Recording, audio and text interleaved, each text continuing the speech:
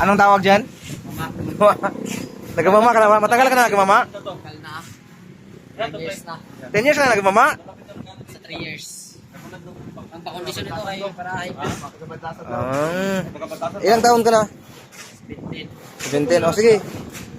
Kaya natin kung paano mo yung ginagawa. Oo, tinitimpla niya. Tumitimpla ng mama. Kasama na yung balat. Ay. Magkano isang ganyan? Nakasilupin na, 5.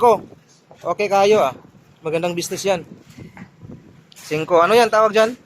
Frisbee. Frisbee niya. Bakit basa? Bakit yan basa-basa? Pangit yun. Oy! Wow! Anong pakiramdam pag mama? Okay.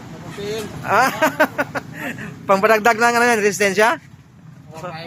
Ano nangyari? Kabata-bata pa, nagmama na. Pero mas okay na kaysa sa ano no, kaysa sa sigarilyo. Magagamay ko din na. Pero magkapagamay man daw armas. Naggamay na siguro mong armas pa.